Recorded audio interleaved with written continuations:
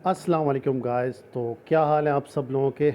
तो मेरे बहुत सारे भाइयों के क्वेश्चन थे कि जॉगर्स लूँ तो क्या करूँ, कितना तेज़ भागना है, रनर लूँ तो कितना तेज़ भागना है। बहुत सारी कन्फ्यूजन थी अर्निंग के हवाले से।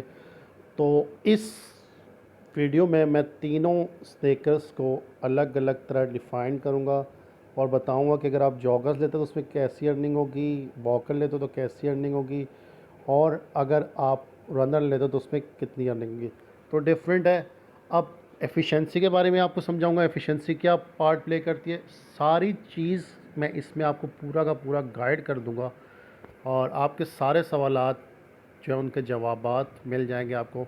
बहुत सारे लोगों ने मुझसे ये बोला यार कि मैं एक काम करता हूँ जी, मैं रनर का वो ले लेता हूँ और बाइक की स्पीड ना 20 किलोमीटर फ़ी घंटा की रफ़्तार से कर लेता हूँ और मैं ना बाइक पे बैठ के। तो भाई ऐसा नहीं होगा, इससे मून वॉकिंग काउंट होगी, तो काइंडली ऐसा नहीं करें।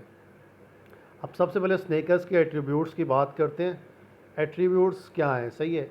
एफिशिएंसी भाई सिंपल सी बात है। एफिशिएंसी जो होती है ना आपके स्नेकर की, वो आपकी अर्निंग पे बहुत ज़्यादा डिपेंड करती है, सही है। अगर आपके शूज़ की हाई एफिशिएंसी है तो आपकी अर्निंग भी ज़्यादा होगी। एफिशिएंसी कैसे बढ़ाते हैं, अगर आपके पास एक कॉमन स्नेकर है तो उसके 4 पॉइंट्स मिलते हैं, अनकॉमन स्नेकर के कितने मिलते हैं, 6 पॉइंट, सही है। अब जैसे ही आपने लेवल अप किया तो आपको 4 पॉइंट्स मिल गए। अब आपकी मर्ज़ी, आप उन 4 पॉइंट से एफिशिएंसी बढ़ाएं, रिजाइलेंस बढ़ाएं, लक बढ़ाएं, कंफर्ट बढ़ाएं। मैं तो आपको यही मशवरा दूंगा, आप ज़्यादातर फोकस करें वो एफिशिएंसी पे और उसके बाद ना आप रिजाइलेंस पे। रिजाइलेंस पे इसलिए क्योंकि रिजाइलेंस ना आपकी जो रिपेयर कॉस्ट होती है उसको कम करते। तो एफिशिएंसी बेसिकली होती है कि आपका जो जीएसटी अर्निंग है ना उसको इंक्रीज़ करने में उस पर पार्ट क्रिएट करती है, सही है। शूज़ के नीचे, जो स्नेकर के नीचे लिखा होता है, अभी मैं आपको दिखा देता हूँ। सबर ये देखें, ये मेरे पास एक स्नेकर है मेरा जी, मैं आपको स्टेप इन पे दिखा देता हूँ, सही है। अब एफिशिएंसी जो है ना हमेशा आपकी अर्निंग बढ़ाती है, सही है। अब मेरी जो शूज़ है इसकी एफिशिएंसी है 70.7, ये एफिशिएंसी है, सही है। अब इसके नीचे है जी लक। अब लक की बात करते हैं, लक क्या होता है, सही है। लक बेसिकली आपको जो मिस्ट्री बॉक्स वगैरह होते हैं ना उसमें जो आपके प्राइजेज़ होते हैं उसके चांसेस को बढ़ाता है। अगर आपका लक ज़्यादा है, सही, लक के पॉइंट्स अगर आप, मैंने आपको ये बताया ना, जब भी आप लेवल अप करते हैं आपको 4 पॉइंट मिलते हैं, कॉमन में, अनकॉमन में 6 पॉइंट और रेयर में और 8 पॉइंट, और इस तरह एपिक वगैरह में बढ़ते रहते हैं। तो उस पे ना आपको ना मतलब आपकी मर्ज़ी, आप एफिशिएंसी बढ़ाएं, लक बढ़ाएं, कुछ बढ़ाएं। तो luck determines the frequency and quality of mystery box drop, सही है। User are also able to receive mystery box drop while the sneakers are lease out, सही है। मतलब अगर आप लक जो है ना, ये जो दूसरे नंबर का पॉइंट है, सही है, इसको अगर आप बढ़ाएंगे तो ये आपकी जो मिस्ट्री बॉक्स और आपको मिलते हैं उसकी क्वालिटी आपको ना ये बताएगा, सही है, उसकी क्वालिटी इंक्रीज़ करता है। लक बेसिकली ना आपके इस काम आता है कि आप मिस्ट्री बॉक्स वगैरह के चांसेस ना आपके बढ़ा देते हैं अर्निंग के। तो अगर आपके पास कॉमन है तो मैं तो बोल रहा हूँ आप लक को बढ़ाने की कोशिश ना ही करें तो बेहतर है, क्योंकि लक का इतना कोई फ़ायदा नहीं है। कंफर्ट बेसिकली जीएमटी के लिए बना है, जो कि लेवल 30 के बाद आपकी अर्निंग स्टार्ट होगी। जीएमटी आप उसमें चूज़ कर सकते हो, या तो आप जीएमटी जो कि बाइनेंस पे लिस्टेड है, स्टेप इन का जो गवर्नेंस टोकन है वो जीएमटी टोकन है, सही है। तो बाइनेंस पे लिस्टेड है तो आप उसको आप 30 लेवल के बाद चूज़ कर सकते हो। कंफर्ट बढ़ाओगे, कंफर्ट जितनी बढ़ाओगे तो आपकी जीएमटी अर्निंग जो है ना बढ़ेगी। अभी वो अंडर डेवलपमेंट है, अभी इन्होंने जीएमटी अर्निंग स्टार्ट नहीं की, लेकिन लेवल 30 के बाद ना आप चूज़ कर सकते हो, सही है। मेरे पास लेवल 19 है, मैं लेवल 19 से 20 पे अभी इसलिए नहीं जा रहा क्योंकि लेवल 20 पे जाने की ना जीएसटी की जो फ़ीस है ना वो तकरीबन 80 जीएसटी है, और इतनी फ़ीस पे करना मतलब कि $350, सही है। और उसके बाद भी मैं अगर 21, 22, 23, 24, 25, 26, 27, 28, 29 इन 10 स्टेज पे जाऊँगा तो मतलब इतने ही जीएसटी मुझे और चाहिए होंगे, तकरीबन ना करते हुए ना मुझे तकरीबन तकरीबन 300 जीएसटी या 250 जीएसटी और चाहिए। तो मतलब टोटल मेरा ख़र्चा लेवल 30 तक ना आ जाएगा कोई 400-500 जीएसटी। तो इससे अच्छा है भाई कि मैं अभी लेवल 19 पे ही टिका हूँ, स्नेकर्स की क्वांटिटी बढ़ा रहा हूँ, सही है। अब आ गई रिजाइलेंस। अब रिजाइलेंस को आपने समझना है, सही है। रिजाइलेंस का मैंने आपको एक बताया था, एक जेम्स के बारे में बताया था कि जेम्स आप बाय कर लें रिजाइलेंस के तो उससे आपके ना रिपेयर कॉस्ट कम हो जाती है। रिजाइलेंस बेसिकली यही होता है कि आपकी ना रिपेयर कॉस्ट पे इफ़ेक्ट करती है। जितनी ज़्यादा आपकी रिजाइलेंस होगी उतना ज़्यादा आपका स्नेकर का ना रिपेयर मतलब ड्यूरेबिलिटी बढ़ेगी। और जो आप जब जैसे आप चलते हो आपकी ना रिजाइलेंस गिर जाती है। आप देखें रिजाइलेंस सबसे नीचे है, सही है। ये बहुत मैंने इसलिए दो चीज़ें बढ़ाई हैं, मैंने सिर्फ एफिशिएंसी और रिजाइलेंस बढ़ाई है क्योंकि मैं फोकस दोनों चीज़ों पे कर रहा हूँ, सही है। अगर आपकी एफिशिएंसी बेहतर है, सही है, तो आपको जो 4 पॉइंट मिलते हैं भाई उस पे से ना आप रिजाइलेंस बढ़ा दें। रिजाइलेंस बेसिकली आपकी जो जूता है उसकी जो मरम्मत होती है ना, जो कि माइनस में चला जाता है हर वॉक के बाद, -2 -3 97 96 पे, तो रिजाइलेंस आपकी अगर ज़्यादा होगी तो वो कॉस्ट कम होगी, मतलब आपके पैसे बच जाएंगे। मतलब जो 0 पॉइंट जहाँ पे रिजाइलेंस आपकी बढ़ेगी, जहाँ पे आपके 4 जीएसटी ज़ाया हो रहे हैं वहाँ पे 3 हो जाएंगे, 2 हो जाएंगे, तो वो ड्यूरेबिलिटी को डिके करता है। Higher resilience will result slower durability decay, सही है। ड्यूरेबिलिटी क्या है? ड्यूरेबिलिटी ये है भाई, ये है, ये है, ये है, ये है ड्यूरेबिलिटी। देखिए मेरे अभी 100 है, सही है, तो उसको बढ़ाता है, स्नेकर की ड्यूरेबिलिटी को बढ़ाता है, सही है। तो इसलिए रिजाइलेंस को भी फोकस करें। मैं आपको इस अभी यही बोलूँगा कि अभी आप जब तक लेवल 30 पे नहीं है, नए नए हैं, तो आप सिर्फ दो चीज़ों पे फोकस करें, एफिशिएंसी और रिजाइलेंस।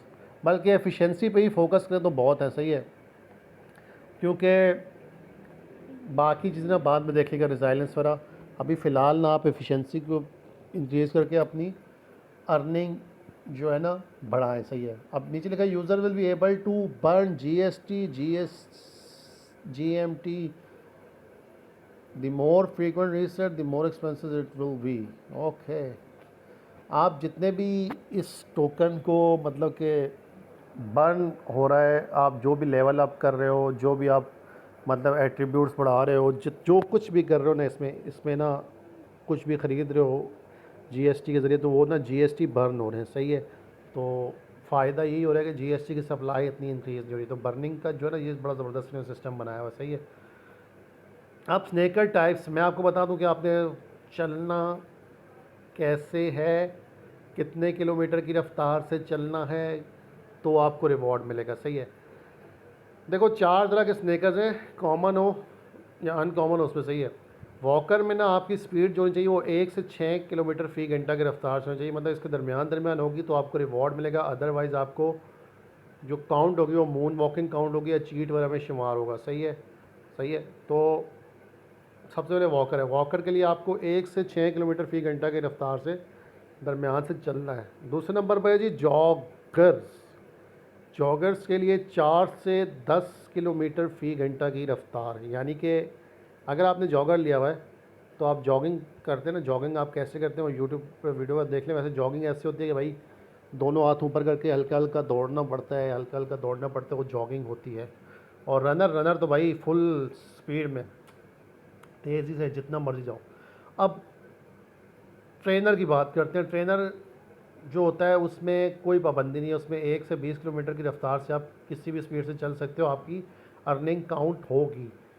अब ज़्यादा अर्निंग किस में है भाई? ज़्यादा अर्निंग सबसे ज़्यादा जो है ना वो रनर में ही है, उसके बाद जॉगर में है, उसके बाद वॉकर में है, सही है।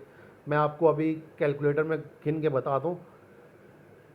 User base GST is not static and several factor cause to fluctuate, सही है। मतलब कि जीएसटी का जो रिटर्न है ना वो बोल रहा है कि बिल्कुल स्टेबल नहीं है, सेवरल फैक्टर इस पर डिपेंड करते हैं। स्नेकर एफिशिएंसी, स्नेकर अगर आपके स्नेकर की क्वालिटी लो है, मतलब आप स्नेकर रिपेयर नहीं करते, आपने मतलब कि सिर्फ चल चल के जीएसटी कमाएँ और उसको विड्रॉ कर करके निकाल लें, स्नेकर को रिपेयर नहीं करते, और आपकी एफिशिएंसी ड्यूरेबिलिटी जो है 65 या 75 पे पहुँच गई है, तो आप मतलब कि उसमें अर्निंग आपकी गिर जाएगी, आपकी अर्निंग गिर जाएगी। फिर आप ये नहीं बोलना कि यार मैं तो पूरे 10 मिनट चला हूँ, मेरी पूरी एनर्जी ज़ाया होगी लेकिन मेरी अर्निंग सिर्फ 2 या 3 जीएसटी हुई। तो इसमें ना रिपेयरिंग हर वॉक के बाद किया करें ताकि हाथ के हाथ ही ना आपका एक्सपेंस निकल के आपको टोटल नेट प्रॉफिट आ जाए, सही है।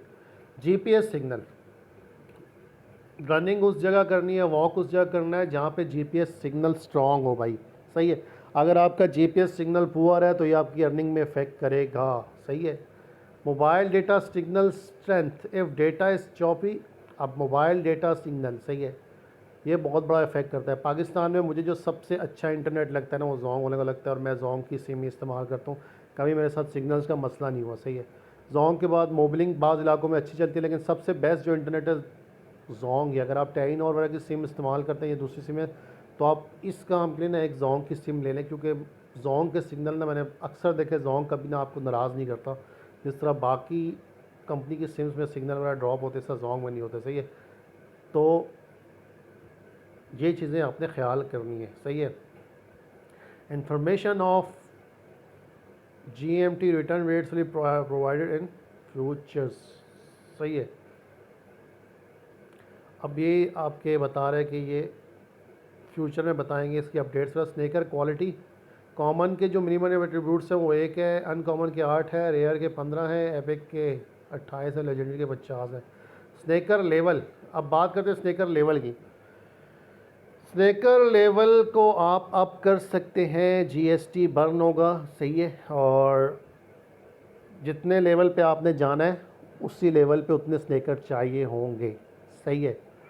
अब ये वीडियो मैं डिटेल में इसलिए बना रहा हूँ क्योंकि आपके सारे सवालों के जवाब इसमें मिल रहे हैं आपको, सही है। अगर आपने 18वें लेवल पर जाना है तो 18 GST, 19वें पे 19 और 20वें पे ना जाके 80 GST लगेंगे। 10वें लेवल पे 9वें से 10वें पे जाएंगे, 10वें पे 30 GST लगते हैं, 20वें पे 80 GST लगते हैं, और 30वें का भी मैंने देखा नहीं कितने लगते हैं। 30वें मेरे ख्याल में उससे डबल होंगे यार, 160 या 200 GST होंगे, लेकिन ये चीज़ें होती हैं उसमें, सही है। अब ये नीचे देखें, GMT will be also required to the level at Snaker 29 and 30. Additionally, GMT भी चाहिए होगा। अगर आपने 29 से 30 लेवल पे जाना है तो उसके लिए चाहिए होगा, सही है। अब एट्रीब्यूट्स पॉइंट्स का नीचे बोल रहा है कि कॉमन में 4 होते हैं, अनकॉमन में 6 होते हैं, रेयर में 8 होते हैं, एपिक में, लेजेंडरी में, सही है। अब मैं आपको बता दूं यार कि ये नीचे और कुछ ख़ास नहीं, मैं इसकी अर्निंग के बारे में बता देता हूँ कि किसकी अर्निंग ज़्यादा है। आप लोगों के बहुत ज़्यादा सवाल है तो इसलिए मैं बात करूँ। देखो, अगर मैं हर बंदे के पास ना, मेरे जैसे बंदे, आप जैसे बंदे, जो दोस्तों भाई हो मेरे, आप लोग सारे शुरू में ना एक ही स्नेकर ले सकते हो, अफोर्ड कर सकते हो। तो उसमें ना आप ज़्यादा से ज़्यादा अगर जाते हो शुरू में 10 लेवल पे जाते हो, अब 10 लेवल पे जाए आपकी एनर्जी है जी 40, मतलब 10 पॉइंट मिलते हैं। एनर्जी 40 से और रिजाइलेंस 10 है, सही है। कंफर्ट और लक का कोई ना वो असर नहीं होता इस पर। आपकी एनर्जी 40, रिजाइलेंस 10, लेवल है आपका 10, सही है। आपकी डेली इनकम होगी 9 GST, सही है। अगर आपका डेली एनर्जी 2 है, वॉकर है, और एफिशिएंसी 40 है, रिजाइलेंस 10 है, तो आपकी एनर्जी, आपकी टोटल जो अर्निंग होगी वो 9 GST होगी। अब ये है वॉकर की अर्निंग, सही है। अब देखिएगा आप रनर में ना इनकम बढ़ जाएगी, जॉगर में और बढ़ गए थे। जॉगर में 9.6 है, वॉकर में 9.09 है, मतलब वॉकर से जॉगर की अर्निंग ज़्यादा है, सही है। अब आप बात करते हैं जी, सेम वही चीज़ है रनर में। रनर में अर्निंग और बढ़ेगी, रनर में पूरा 1.16 GST बढ़ गए, यानी कि रनर की अर्निंग ज़्यादा है भाईजान, रनर की अर्निंग ज़्यादा है। रनर की अर्निंग 1 GST पूरा ज़्यादा है, लेकिन रनर में आपको दौड़ना भी पड़ेगा। तो ये चीज़ मैं आपको बता दूं। अब एफिशिएंसी आप बढ़ाते रहें, आपका बिलफर्ज लेवल आ जाए, नीचे आप इस पर कैलकुलेट कर लें, जितनी आप एफिशिएंसी बढ़ाते रहेंगे आप लेवल 19 पे पहुंच जाए, जिस तरह मेरा लेवल है, और उस पर आपके पास अगर है रनर तो 13 GST आपकी अर्निंग है, सही है। तो अर्निंग किसकी ज़्यादा हुई भाई? रनर की। अब बात करते हैं ट्रेनर की। ट्रेनर की अर्निंग सबसे ज़्यादा है, ट्रेनर की अर्निंग है 14.29, सही है। तो लेकिन ट्रेनर का जो स्नेकर है वो महंगा भी है, तो आप नॉर्मल कम से कम भी स्नेकर जो ट्रेनर का है ना वो है 15 सालाना का, सही है। तो ट्रेनर आप ना ही लें तो बेहतर है, सही है। आप ट्रेनर का सिर्फ 1 GST ज़्यादा है, लेकिन उसकी कीमत ही बहुत महंगी है यार। तो ये है सही। अब साथ में आप अपनी रिजाइलेंस बढ़ाए रखें तो आपकी अर्निंग बढ़ती रहेगी, अपने रिजाइलेंस भी साथ साथ बढ़ाते रहेंगे तो अर्निंग और हो जाएगी नीचे, सही है। तो ये चीज़ें थी, रिजाइलेंस वगैरह ऐसे बढ़ती है, सही है। अब जैसे ही आप लेवल अप करते हैं ना, तो आपको हमेशा यहाँ पे ना 4 पॉइंट आते हैं। अब वो 4 पॉइंट ना आप चाहें तो आप रिजाइलेंस में ऐड कर दें, एफिशिएंसी में ऐड कर दें, लक, कंफर्ट। तो अभी मैं आपको ये बता रहा हूँ कि अगर आप नए नए हैं तो आप लक और कंफर्ट को भूल जाएं, सिर्फ और सिर्फ रिजाइलेंस और एफिशिएंसी पे फोकस करें, इंशाल्लाह आपकी अर्निंग बढ़ेगी। और पहले सिर्फ एक ही स्नेकर को डेवलप करें, सही है, एक स्नेकर को आप डेवलप करके 19वें लेवल तक ले जाएं। एक स्ट्रैटेजी बनाएं यार, हर 2-3 दिन बाद मैंने ना एक लेवल बढ़ाना है, सही है।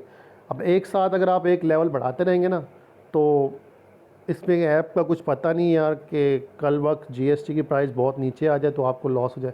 साथ साथ अपना जो इन्वेस्टमेंट किया थोड़ा थोड़ा करके निकाल के वो भी रिकवर करते रहे। हर 2-3 दिन बाद ना एक लेवल बढ़ा दिया, उसमें आपके 10 जीएसटी या 11 जीएसटी जो भी लेवल पे, और साथ साथ पैसे भी निकालते रहे। इससे आपकी स्ट्रेटजी बहुत ज़्यादा कारामद हो जाएगी। अभी मैंने 0 जीएसटी रखा है, मैं डेली ना अब विड्रॉ भी कर रहा हूँ, सही है ना, डेली के डेली ना मैं इसको यूएसडीटी में कन्वर्ट करके मैं विड्रॉ कर रहा हूँ। अब मेरा यही फोकस है कि यार जो मैंने इन्वेस्टमेंट की है ना शुरू में, अब मेरे पास टोटल अभी 3 स्नेकर्स हैं, सही है, 1 2 3। अब मैं ये ना तीनों के स्नेकर्स की ना इन्वेस्टमेंट ना निकाल रहा हूँ अपनी में। एक तो मैंने मिंट किया, बाकी 2 जो मैंने लिए हैं पैसों के मैं उसकी इन्वेस्टमेंट निकाल रहा हूँ, और मिंट किया उस पर भी मेरे 200 जीएसटी लगे। तो मैं फोकस अभी यही कर रहा हूँ कि इन्वेस्टमेंट की रिकवरी हो जाए, उसके बाद देखेंगे भाई प्रॉफिट हुआ तो सही है। तो कुछ चीज़ें थी, बहुत सारे सवाल उम्मीद है आपके क्लियर हो जाएंगे। मज़ीद अगर कोई सवाल कर रहा है तो उसका भी नीचे आप कमेंट से बता दें, मैं उसका भी जवाब दूंगा। मेरा टेलीग्राम ग्रुप का लिंक भी है, वो भी मैंने नीचे डिस्क्रिप्शन में दिया है, वो भी आप ज्वाइन करें ज़रूर, इंशाल्लाह आपको उससे बड़ा फ़ायदा होगा। और आगे मैं दूसरे टॉपिक्स पे वीडियो बनाऊँगा क्रिप्टो वगैरह के, तो चैनल को ज़रूर सब्सक्राइब करें। अपना बहुत बहुत ख्याल रखिएगा। अल्लाह हाफ़िज़।